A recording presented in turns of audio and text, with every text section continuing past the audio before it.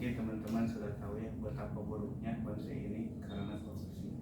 Karena kita tahu dari kasus-kasus yang 27T, 271T, teman-teman sudah tahu. Nah itu banyak penyebab faktor eksternal dan internal dari hal tersebut. Dari itu saya akan membahas sedikit saja dari apa yang saya dapatkan dari pembelajaran tentang korupsi ini. Jadi ada beberapa faktor yang menyebabkan korupsi ini terjadi. Yang pertama yaitu faktor internal. Mengapa bisa disebutkan faktor internal? Karena ini berasal dari dirinya sendiri, yaitu apa? Tahu nggak? Ya benar, kurangnya rasa syukur. Kurangnya rasa syukur dari para petinggi yang para pemerintah di segala aspek. Jadi kurangnya rasa syukur karena kurangnya minimnya pendidikan agama Islam.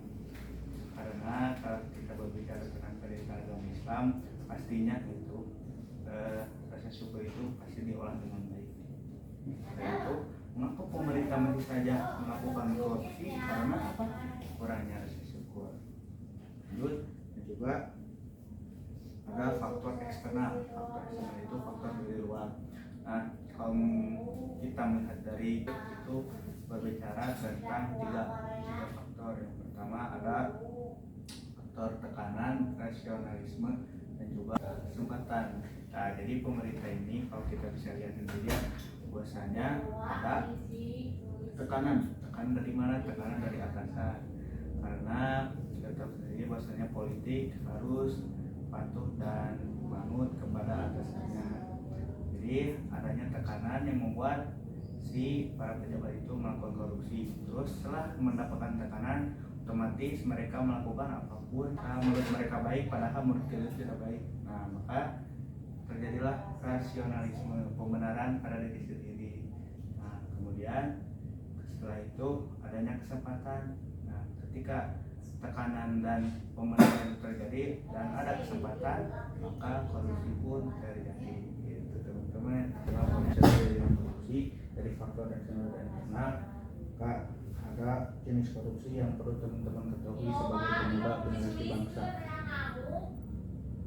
Nah, ada beberapa jenis korupsi yang saya dapatkan. Yang pertama itu preti korupsi. Yang dimaksud preti korupsi adalah korupsi skala kecil. Nah, ini bisa kita rasakan pada kita sebagai teman-teman para pemuda ataupun mahasiswa. Satu contoh kecilnya itu menyontek. Nah, menyontek itu adalah suatu perilaku korupsi. Mengapa demikian? Karena mereka tidak percaya diri akan hasil dari dirinya. Tidak percaya diri saja gitu. Dan yang paling penting yaitu tidak ada rasa bertanggung jawab. Gitu. Kalau di mahasiswa ini masuk berarti korupsi. Nah, dan juga terjadi kepada pemerintah RW, RT dan sebagainya, seperti dana-dana yang harusnya tersalurkan kepada para penerima bantuan tetapi tidak sampai pada penerima bantuan, ini termasuk berarti korupsi.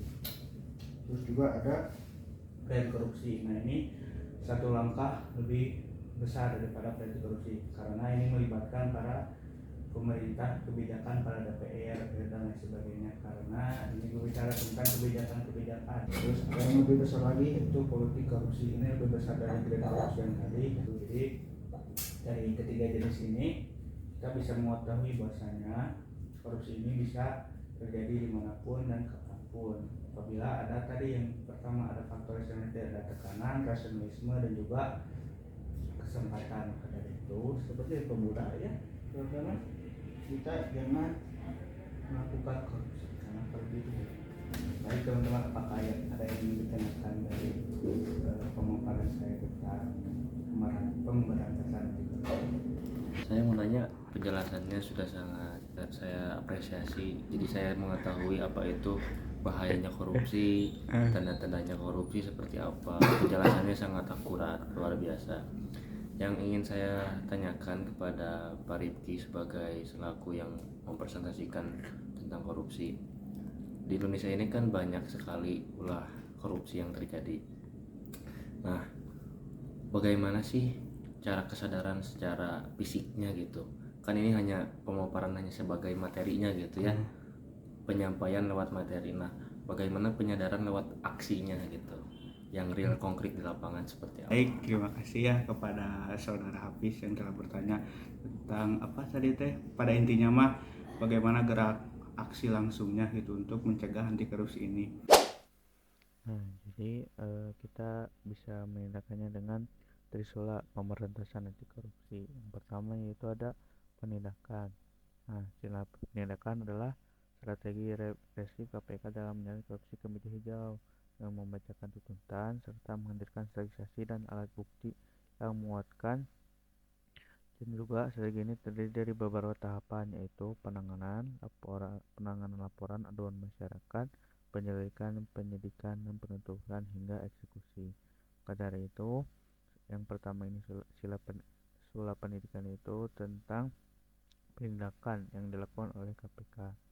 Terus yang kedua ada pencegahan. Nah, pencegahan ini bisa mencakup dengan perbaikan pada sistem sehingga meminimalisir terjadinya tindak pidana korupsi. Pada strategi ini, KPK juga melakukan berbagai kajian untuk kemudahan memberikan rekomendasi kepada kementerian atau lembaga untuk melakukan langkah perbaikan. Dan yang ketiga yang sangat penting yaitu sula pendidikan.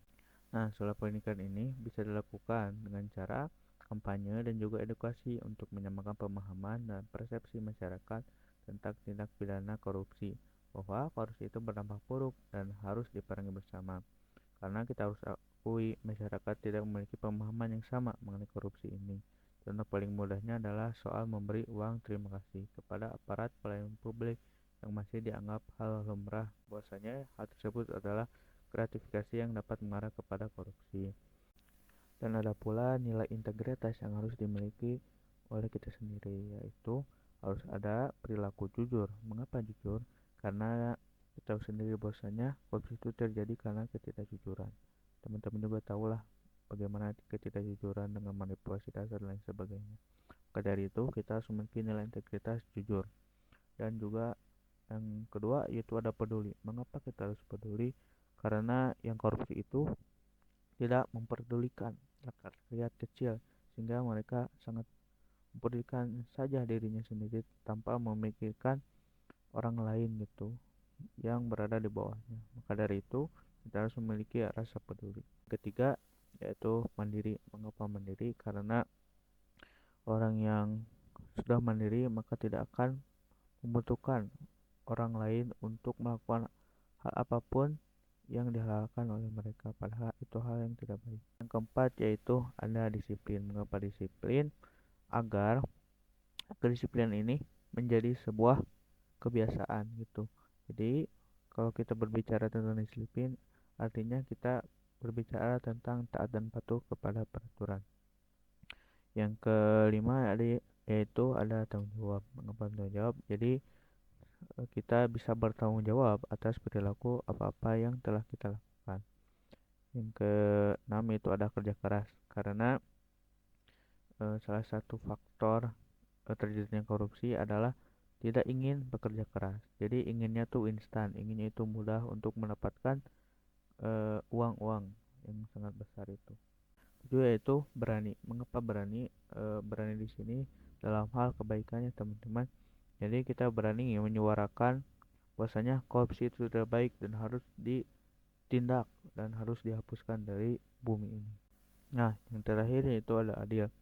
Nah, adil di sini berbicara tentang proporsional ya teman-teman. Jadi kita bisa membagi antara mana yang bisa berhak mendapatkan ini dan mana yang tidak berhak mendapatkan. Baik teman-teman semua, mungkin itu saja yang disampaikan. Terima kasih kepada teman-teman yang sudah memperhatikan dari awal sampai akhir ini. Alhamdulillah, semoga apa yang saya sampaikan bisa dipraktekkan, karena percuma kalau kita tahu tapi tidak dipraktekkan.